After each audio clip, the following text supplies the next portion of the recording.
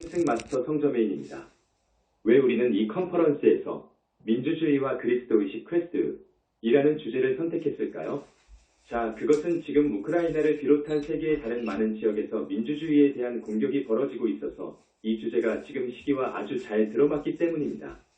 여기서 일어나고 있는 일들의 실제는 여러분이 두려워하거나 혹은 집단의식으로부터 느낄 수 있는 것과는 상관없이 또는 사람들이 두려워할 수도 있는 것과는 무관하게 나의 황금시대는 계속 진행되고 있다는 것입니다. 나는 이를 확언할 수 있습니다. 전에도 여러 번 말했듯이 나는 나의 황금시대에 대한 어떤 고정된 계획도 가지고 있지 않기 때문에 계획대로 진행된다고 말할 수는 없지만 그것은 멈출 수 없는 모멘텀을 가지고 계속 진행되고 있습니다. 내 황금시대가 펼쳐지는 것의 일환으로서 민주주의는 전 세계적으로 계속 성장하고 증진될 것이며 높아질 것입니다. 점점 더 많은 나라들이 민주주의 국가가 될 것이고 민주주의 국가였던 나라들은 점점 더 진보된 민주주의를 향해 계속 나아갈 것입니다. 우리는 여러분에게 지구상의 어떤 긍정적인 발전도 역행시키려는 세력들에 대해 많이 얘기했고 많은 가르침을 주었습니다.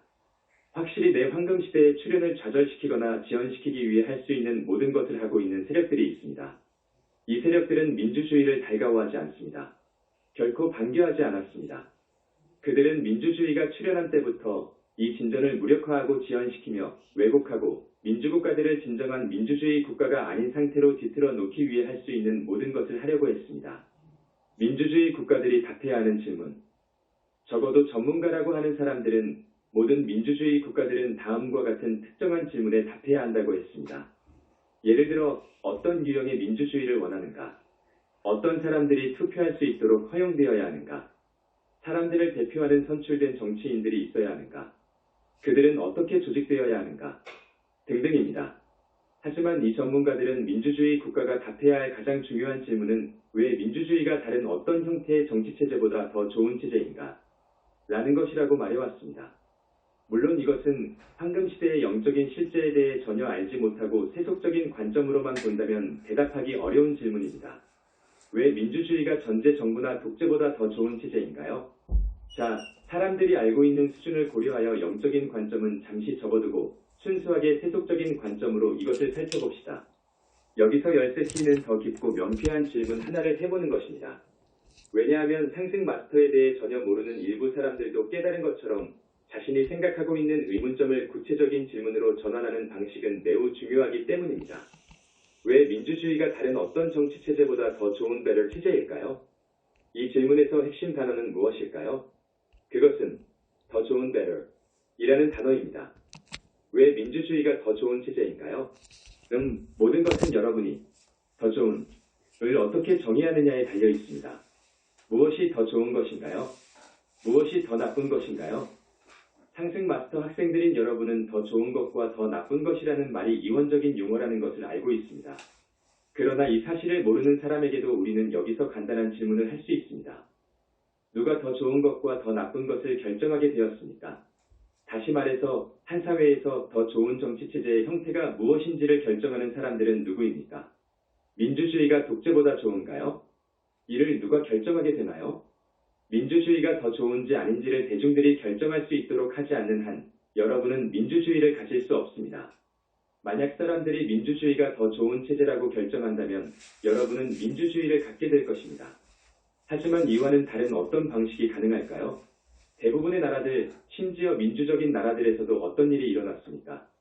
민주주의가 더 좋은 형태의 정치체제인지 아닌지를 결정하는 것은 항상 소수의 엘리트일 뿐 아니라 사회의 다른 많은 것들을 결정하는 것도 항상 소수의 엘리트입니다. 여기서 여러분은 민주주의란 국민들이 결정하는 정치체제의 한 형태라는 것을 알 수 있습니다. 민주주의가 아닌 다른 어떤 형태의 체제에서도 여러분이 그것을 뭐라고 부르든 결정하는 것은 일반 대중들이 아닙니다. 국민들이 결정하는 것이 아니라면 그것은 누구일까요? 그것은 산타클로스도 아니고 치아 요정역주 밤에 어린 아이의 침대맡에 빠진 이를 놓아두면 이것을 가져가고 대신 동전을 놓아둔다는 상상 속의 존재도 아닙니다. 바로 여러 유형의 엘리트들입니다. 무엇이 더 좋은 형태의 체제인지를 결정하는 엘리트들은 항상 있습니다. 사랑하는 이들이여, 역사를 보세요. 엘리트들이 민주주의가 독재보다 더 좋은 체제라고 결정하는 것을 본 적이 있습니까? 여러분은 보았습니다. 여러분은 엘리트들이 사람들의 자유를 억압하여 사람들이 그 엘리트로부터 자유로워지고 싶어하는 상황에서 그 사례를 본 적이 있을 것입니다. 그때 신흥 파워 엘리트가 나타나서 사람들의 그 불만을 이용하여 자신들 스스로를 통치하는 지위로 올려놓을 수 있는 어떤 민주주의 체제를 수립했습니다. 다시, 더 좋은 형태의 정치체제란 무엇일까요? 그것은 여러분이 뭘 원하느냐에 달렸습니다. 여러분은 국민들이 통치하기를 원합니까? 아니면 소수의 엘리트들이 통치하기를 원합니까? 이것은 인류 역사를 관통하는 중심적인 질문입니다. 역사를 보면 알려진 역사의 대부분 동안 사회는 민주주의 국가가 아니었다는 것을 알 수 있습니다. 그 사회들은 소수의 엘리트 때로는 한 사람에 의해 지배되었습니다. 대개는 귀족이나 정당의 우두머리 혹은 여러 이름들을 가진 엘리트들이 있었습니다. 역사와 정치 분야의 전문가들이나 심지어 민주국가에서 자란 사람들 중에서도 통치 엘리트가 있는 것이 더 낫다고 말할 많은 사람들이 있습니다. 하지만 그럴까요? 역사를 돌아보세요. 역사를 보고 스스로에게 물어보세요. 통치 엘리트가 있었을 때가 더 나았나요? 그렇다고 증명되었습니까? 자, 여러분은 엘리트들이 통치하는 것이 누구를 위해 더 좋았습니까? 라는 다른 질문을 할 수 있습니다. 그러면 항상 엘리트들에게 더 좋았었다는 것을 분명히 알 수 있습니다.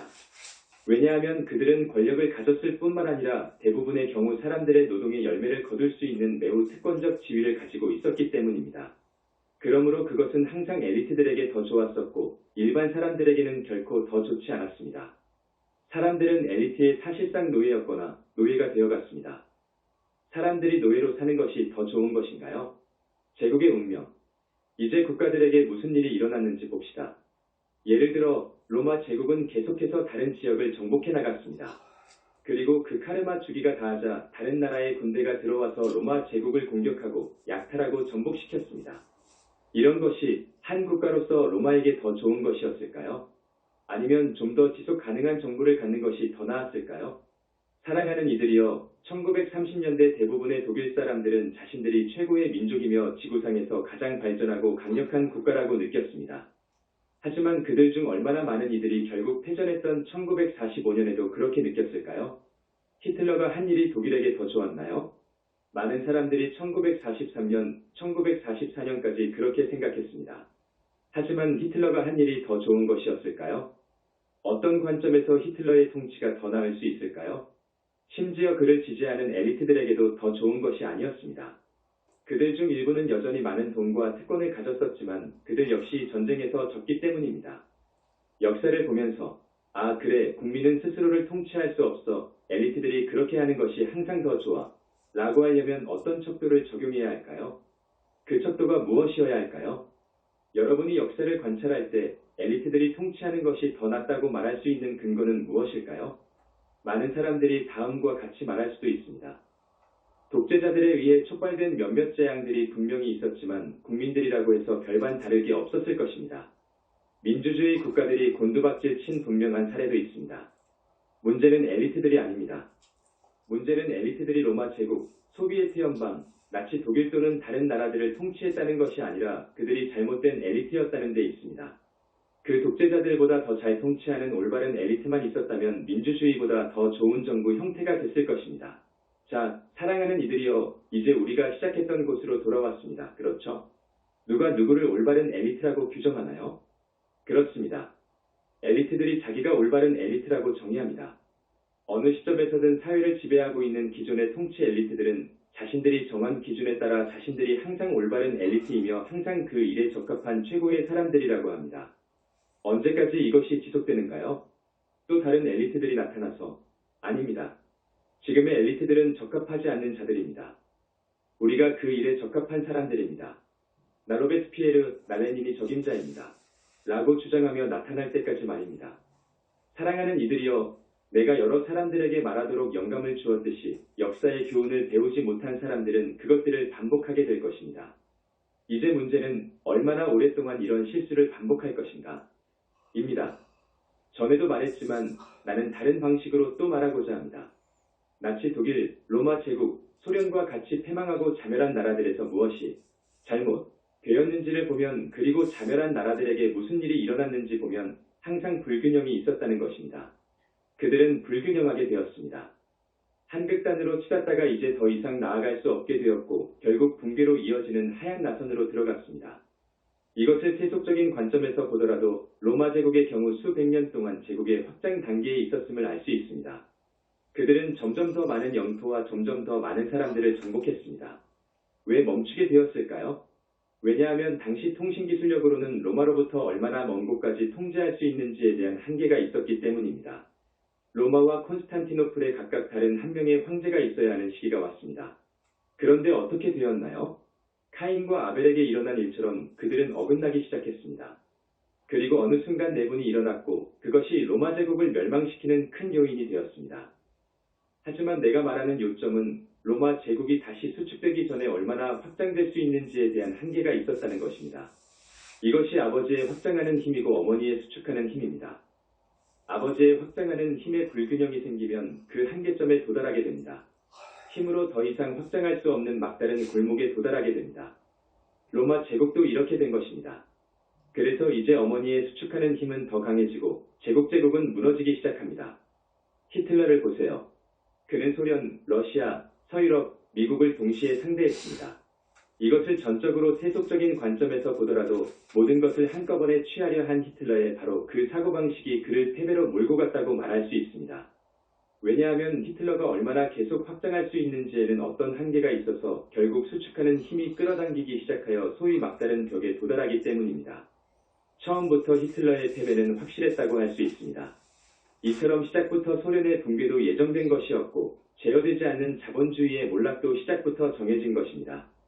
여러분은 하지만 오늘날에는 훨씬 더 진보된 통신 기술을 가지고 있어서 어쩌면 한 제국 혹은 한 국가가 세계를 장악할 수도 있습니다.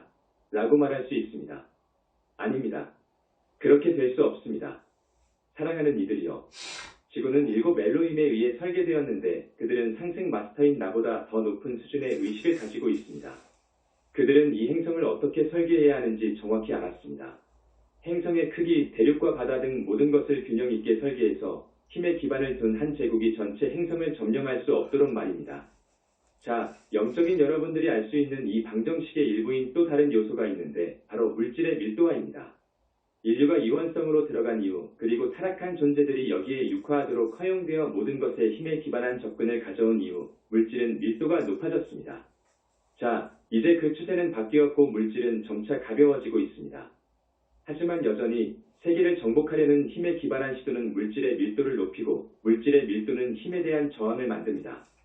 힘의 기반을 둔 제국이 어디까지 확장할 수 있는가는 항상 한계가 있을 것입니다. 왜냐하면 그 사고방식은 밀도가 높아진 물질에 의해 반사되어 돌아가기 때문입니다. 기술의 발전과 상관없이 힘의 기반을 둔 어떤 제국이 어디까지 갈 수 있는지에 대해서는 항상 절대적인 한계가 있을 것입니다. 다시 한번 말하지만 힘은 자멸할 것입니다. 힘에 기초하지 않은 엘리트 사회가 있을 수 있을까요? 기록된 역사라는 이 아주 짧은 기간의 역사에서 그런 사회를 볼 수 있을까요? 만약 여러분이 기록된 역사의 경계를 넘어 이전의 문명들까지 볼 수 있다 하더라도 이런 사회를 보지 못할 것이라고 확언할 수 있습니다. 어떤 힘 기반의 제국도 어느 지점에서 자멸하지 않았던 적이 없습니다. 왜냐하면 그것은 자연의 법칙에 어긋나기 때문입니다. 그리고 이것이 실제로 영적인 법칙이고 행성지구의 전반적인 설계입니다. 힘 기반의 엘리트 사회는 자멸하지 않을 수 없습니다. 결코 그렇게 되어본 적도 없습니다. 그런 일은 절대 없을 것입니다. 가장 좋은 형태의 정부는 결코 엘리트주의적인 형태의 정부가 될 수 없을 것이라는 것을 깨닫기까지 얼마나 오랫동안 여러분은 이 불가능한 목표를 추구하기를 원합니까? 또는 여러분이 이 불가능한 목표를 쫓도록 육화 중인 타락한 존재들을 얼마나 오랫동안 허용할 것입니까? 플라톤과 철인왕. 나는 집단의식으로부터 되돌아오는 흐름에서 뭔가를 들을 수 있기 때문에 어떤 사람들은 이렇게 말하리라는 것을 알고 있습니다. 플라톤의 철인왕은 어떨까요? 절대 권력을 가졌지만 자비롭고 유익하기도 해서 최고의 정치체제 하에서 나라를 이끌 수 있는 한 현명한 통치자를 갖는 것이 이상적이었지 않았을까요? 플라톤이 철인왕을 제시한 것은 옳지 않았던 것인가요? 사랑하는 이들이여, 철인왕에 대한 아이디어의 문제점은 그런 철인왕이 필요할 때 주변에 거의 없다는 것입니다. 철인왕이라는 플라톤의 이상에 부응할 수 있는 인물을 말해보세요. 어떤 사람은 예, 우리 통치자는 확실히 그러했습니다. 라고 말할 것입니다. 하지만 그가 과연 본질적으로 그랬을까요? 사랑하는 이들이여, 역사를 세속적인 관점에서 보더라도 한 사람이 지속 가능한 방식으로 한 국가를 통치할 수 있을 만큼 충분히 현명할 와일 수 있는 가능성은 얼마나 될까? 라는 의구심을 품을 수 있습니다. 우리가 현명한 와이즈라고 말할 때 이것은 무엇을 의미할까요? 그것은 한 국가를 너무 지나치게 한쪽으로 멀리까지 내몰고 가지 않을 만큼 충분히 균형 잡힌 것을 의미합니다. 몇몇의 통치자는 그러했다고 말할 수 있습니다. 상당히 균형 잡힌 자들도 있었으니 완전히 불가능한 목표는 아닙니다. 그러나 문제는 대부분의 경우 이들의 눈이 멀기 때문에 조만간 매우 불균형하게 된다는 것입니다. 그들은 자신들만의 쿨에이드를 마십니다. 그들은 자신이 옳다고 확신하기 때문에 주변 사람들 또는 조언자들의 의견에 귀 기울이기를 멈추거나 내가 하고 있는 일이 잘 되고 있는가 하면서 상황이 실제로 어떻게 진행되고 있는지 관찰하는 것을 중단합니다. 이것은 사실상 그들 모두에게 일어나며 그래서 한동안은 꽤 균형 잡힐 수 있지만 조만간 불균형하게 됩니다. 철인왕이라는 아이디어의 또 다른 문제는 지혜로웠던 플라톤도 타락한 존재에 대해 알지 못했었고 그들의 방식을 이해하지 못했다는 것입니다. 여러분은 철인왕 이 될 자를 발견하고 임명하면서 그가 타락한 존재가 아니라는 것을 어떻게 확신합니까? 새로운 왕이 필요할 때 그 자리를 원하는 타락한 존재들은 항상 있을 것입니다. 그들은 그 자리를 얻기 위해 무엇을 하려 들까요? 뭐든지 기꺼이 합니다. 거짓말, 기만, 권력게임, 심지어 상대 후보까지 죽입니다. 사람들이 철인왕을 임명했다고 어떻게 확신하게 만들까요? 여러분은 사람들이 그를 선출하도록 해야 할 것입니다. 그렇지 않나요? 그렇다면 그것은 민주주의의 형태가 아닌가요? 한 현명한 통치자가 있다고 해도 그는 국민에 의해 선출되어야 할 것입니다. 그러면 어떻게 현명한 통치자가 갑자기 현명해지지 않게 되는 것을 막을 수 있을까요? 그것은 오직 사람들이 원한다면 그를 해임시킬 수 있는 방법이 있을 때 가능합니다. 이것 또한 민주주의의 한 형태가 아닌가요? 내 요점은 이것입니다. 역사를 보면 의사결정 과정을 통제하는 사람이 적을수록 더 큰 실수가 범해졌다는 것을 알 수 있습니다. 역사를 기꺼이 보는 사람은 누구나 이것을 볼 수 있습니다. 이것은 단순히 삶이 어떻게 돌아가고 역사가 어떻게 펼쳐져 왔는지에 대한 관찰의 결과입니다. 이것이 무엇을 의미할까요? 그것은 국가가 너무 불균형해져서 자멸의 소용돌이로 빠져드는 것을 피하고 싶다면 여러분은 의사결정자와 의사결정 기구의 규모를 확대해야 한다는 것을 의미합니다. 의사결정 기구의 궁극적인 확대는 무엇입니까? 모든 사람들이 의사결정에 참여하는 것입니다. 이것이 우리가 역사에 대한 일반적인 관찰로서 알 수 있는 것입니다. 세상 사람들이 타락한 존재에 대해서 반드시 알고 있는 것은 아니지만 사람들은 독재자, 폭군 그리고 히틀러처럼 비참한 결과를 초래한 자들을 확실히 알고 있습니다. 모두가 이것을 알고 있습니다. 모든 사람들은 그러한 통치자들을 피할 필요가 있다는 것을 알고 있습니다. 그럼 어떻게 피할 수 있을까요? 우리는 의사결정기구의 규모를 넓혀서 그렇게 합니다. 이제 좀 더 영적인 관점으로 가봅시다. 다시 최초 질문으로 돌아갑니다. 더 좋은 정치 체제의 형태는 무엇일까요? 여기에 많은 기준이 적용되어 왔습니다. 국민을 위해 경제적 번영과 같은 물리적 성과를 창출할 수 있는 체제라고도 할 수 있고 외부의 침략으로부터 사람들을 보호할 수 있는 체제라고도 할 수 있습니다. 여러분 사회에서 정의하는 어떤 기준을 적용하여 이런저런 일들을 할 수 있는 정치체제라고도 할 수 있습니다. 하지만 최선일까요? 마음의 능력의 확장.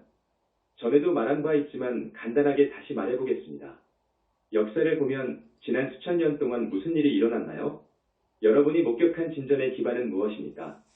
석기시대에 비해서 세계가 발전하지 않았다고 말할 사람은 거의 없을 것입니다. 이 진보의 기반은 무엇입니까? 자, 그것은 지식의 확장이라고 말할 수 있습니다. 오늘날 우리는 석기시대보다 더 많은 것을 알고 있습니다. 하지만 그게 정말 전부일까요? 그리고 여기에서 지식의 확장이란 무엇을 의미할까요? 어떻게 오늘날 사람들이 석기시대 사람들보다 더 많이 알 수 있을까요? 생물학, 인류학, 진화론에 따르면 과학자들은 석기시대 인간의 뇌가 오늘날 우리와 거의 같은 크기였다고 추측합니다. 왜 석기시대 사람들은 오늘날 여러분이 아는 것만큼 많이 알지 못했을까요?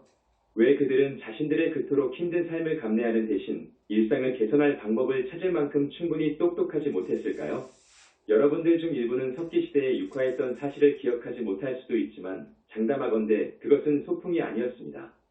인간의 지적 능력을 결정하는 것이 단지 뇌의 크기 문제일까요? 아니면 그보다 더 이상인 뭔가가 있을까요? 만약 여러분이 영적인 사람이라면 더 이상인 뭔가가 있다는 사실을 알 것입니다. 왜냐하면 마음은 뇌보다 더 이상인 무언가이기 때문입니다. 우리는 이에 관해 의식에 대한 연구를 거부하는 유물론의 한계를 언급하면서 말한 적이 있습니다. 모든 영적인 사람들이 알고 있고 영적이지 않을지라도 많은 사람들이 깨닫기 시작하고 있는 것처럼 마음은 뇌 그 이상입니다. 여러분은 인간의 행동과 심리를 뇌의 물리적 프로세스로 설명할 수 없습니다. 그걸로는 충분하지 않습니다. 전에 이에 관해 말했기 때문에 여기서는 더 들어가지 않을 것입니다. 인간의 진보 과정에서 일어난 일은 사람들의 마음의 능력이 확장되었다는 것입니다. 만약 여러분이 석기시대 사람에게 수를 세는 법을 가르치려 한다면 그에게 10개 이상을 세는 법을 가르치는 것이 불가능하다는 것을 알 것입니다. 그의 마음은 그것을 이해할 수 없을 것입니다. 만약 여러분이 석기시대 사람을 보고 뇌 크기도 나와 같군. 그러면 내가 읽을 수 있기 때문에 그도 읽을 수 있을 거야. 라면서 그를 가르쳐 든다면 그것이 불가능함을 알 것입니다. 왜냐하면 석기시대 사람들에게는 추상적인 개념으로 생각하는 능력이 없기 때문입니다. 지금의 여러분들처럼 읽을 수 있으려면 종이 위에 있는 이 작은 꼬불꼬불한 글자가 특정 소리와 상응하고 또한 하나의 물체에 대응하는 특정 단어와 상응한다는 것을 알아야 합니다. 이를 위해서는 추상적인 능력이 필요합니다. 석기시대 사람을 데려다가 나이는 고사하고 최소한 그가 알고 있는 단단한 물체에 상응하는 돌이라는 단어조차 있도록 가르칠 수 없었을 것입니다. 그러므로 나이라는 개념은 그가 도무지 가늠조차 할 수 없는 개념이었을 것입니다. 그런데 왜 오늘날 사람들은 그것을 알까요? 자, 사람들의 개별적인 마음의 확장이 있었기 때문입니다. 또한 집단적인 마음, 집단의식에도 거대한 확장이 있었습니다. 오늘날 지구상의 집단의식은 석기시대와는 너무나 달라서 그 차이를 거의 헤아릴 수 없을 정도입니다. 그래서 오늘날 사람들이 읽는 것을 배우는데 문제가 없는 것입니다. 그것은 부분적으로 그들이 과거의 생들에서 그것을 배웠기 때문입니다. 그럼에도 불구하고 진보를 가능케 한 지식의 확장이 있었을 뿐만 아니라 개인과 집단 차원 모두에서 인간의 마음의 능력이 확장되었습니다. 사회의 목적. 자, 만약 우리가 마음의 확장이 있었다는 것을 받아들이고 정부의 더 좋은 형태는 무엇인가요? 라는 질문으로 돌아가 본다면 지구상의 삶의 목적은 무엇이라고 할 수 있을까요? 역사를 돌아보세요. 최근의 역사도 보세요. 그리스도교에 따르면 그 목적은 기본적으로 지옥에서 영원히 불타는 것을 피하고 대신 땅에서의 삶이 끝난 후에 천국에 가는 것이었습니다. 지구상의 삶은 지옥을 피하고 천국행을 확보하는 것 외에 다른 목적이 없었습니다. 사람들은 어떻게 이렇게 할 수 있었습니까? 교회에 순종함으로써 그렇게 할 수 있었습니다. 그리고 교회는 무엇이었습니까? 네, 그렇습니다. 엘리트였습니다. 사람들은 무엇을 떠받들었습니까? 왕들과 귀족들, 또 다른 엘리트들입니다. 가톨릭 교회가 지배하던 천년의 암흑기를 살았던 사람들에게 마음의 확장은 얼마나 있었을까요? 어느 정도 있었지만 많지는 않았습니다. 확실히 교회 때문만은 아니었지만 그래도 교회 때문이었다고 할 수 있습니다. 그 당시 사회의 목적은 무엇이었습니까? 사람들 마음의 확장이었나요? 아니면 집단 정신의 확장이었나요? 아닙니다.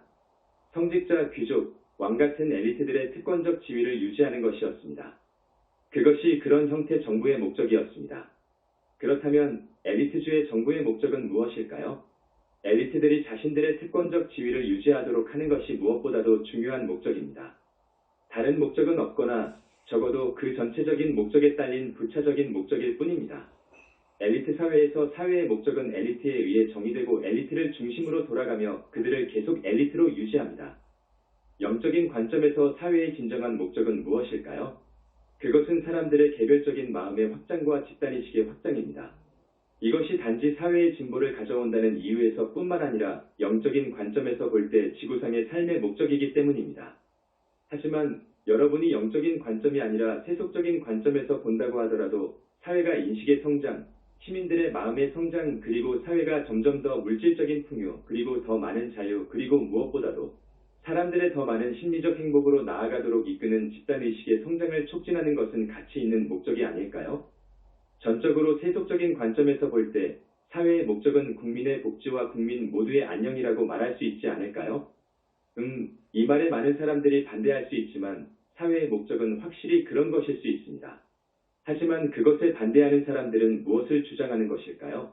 그들은 항상 엘리트들의 특권을 위해 논쟁합니다. 여러분이 국민의 행복에 반대한다면 다수 대중들의 행복보다 더 중요하게 다루어져야 하는 어떤 엘리트가 있고, 따라서 일반 대중들은 그 엘리트들의 종이나 노예여야 한다고 주장하고 있는 것입니다. 사랑하는 이들이여, 달리 말할 방법이 없습니다. 그 중간쯤에 뭐가 있나요? 네, 여러분은 온갖 화려한 이론을 생각해낼 수 있습니다. 그러나 그것은 항상 이렇게 엘리트대 vs 국민의 역학입니다. 다수의 대중들을 위해 최선인 것을 원하거나 아니면 대중들을 이용하는 소수 엘리트들을 위해 가장 좋은 것을 원하는 것입니다. 합의제 민주주의 컨센서스 데모크라시. 역사를 보세요. 이와 다른 사례가 무엇이 있을까요? 그렇습니다. 다수의 대중들의 초점을 맞추었던 사회에 몇 가지 예가 있습니다. 지금처럼 사람들이 어떤 사안에 투표를 하는 민주주의가 항상 존재했던 것은 아닙니다. 왜냐하면 실제로 민주주의를 넘어서는, 적어도 대민주주의를 넘어선다고 말할 수 있는 유형의 체제가 있기 때문입니다. 그 체제는 투표할 필요가 없고 다수 전체가 결정합니다.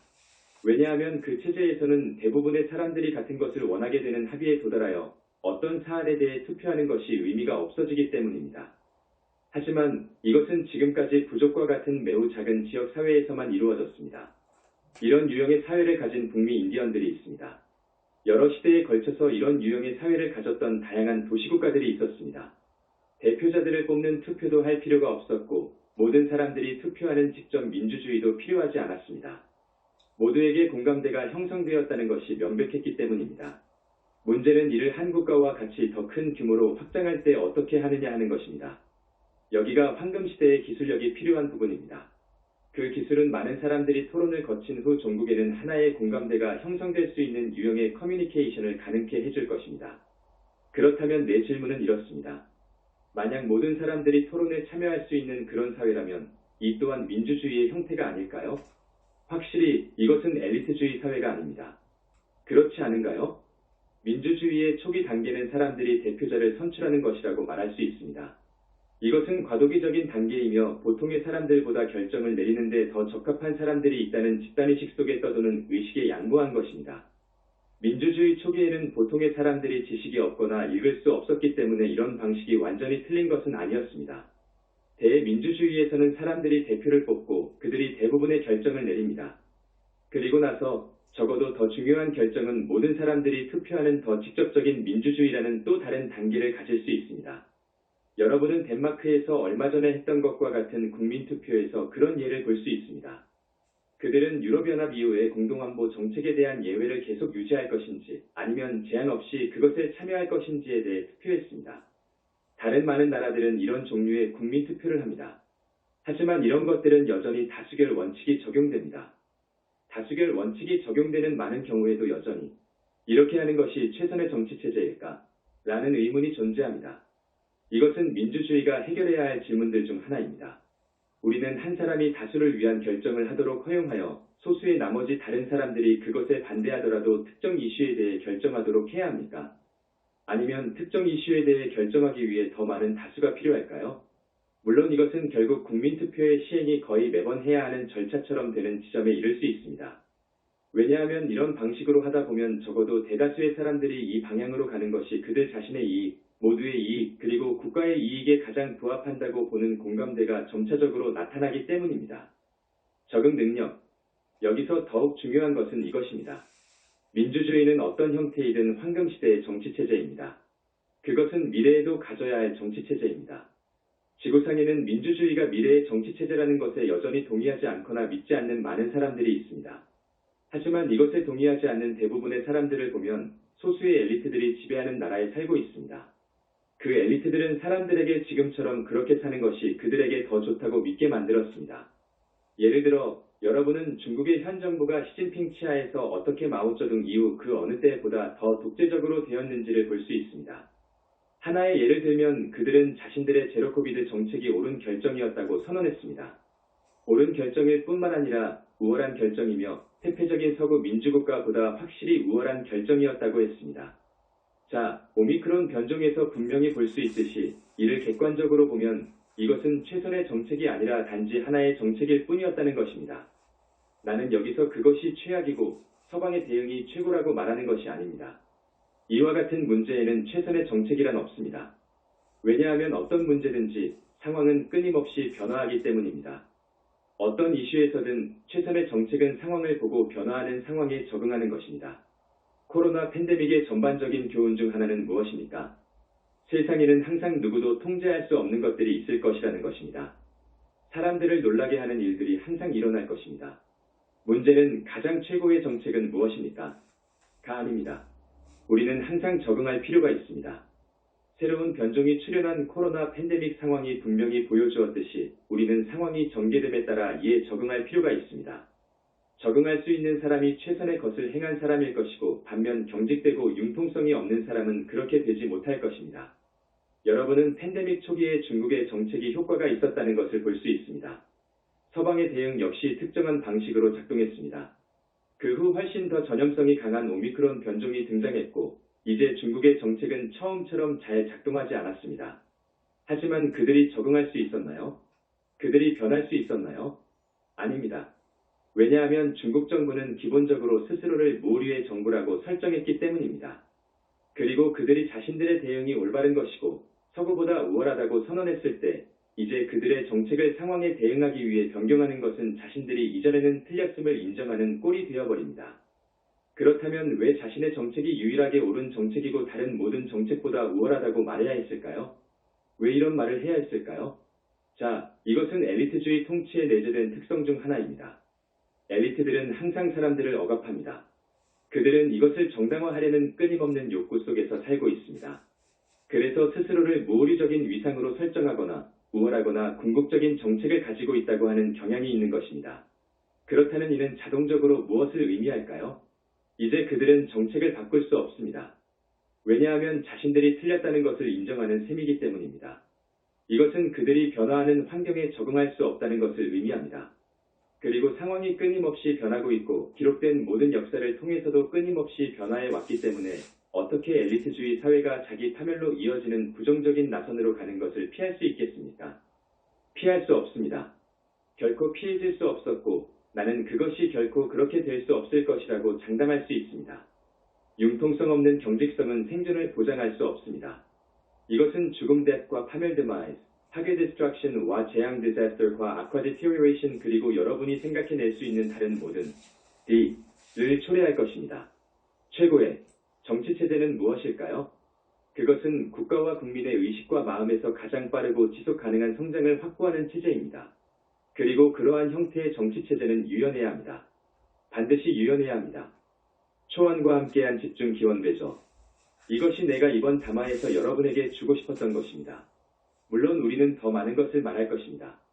예수님께서 왜 우리가 그리스도 신성이라는 단어를 민주주의에 포함시키기로 선택했는지에 대한 담화를 하실 것입니다. 지금 나는 내가 느끼는 기쁨의 보라색 화염 속에 여러분을 봉인하겠습니다. 담화를 맺으면서 그동안 많은 분들이 초안의 집중기원에 참여해 주어서 말로 표현할 수 없을 정도로 기쁘다는 말을 하고 싶습니다.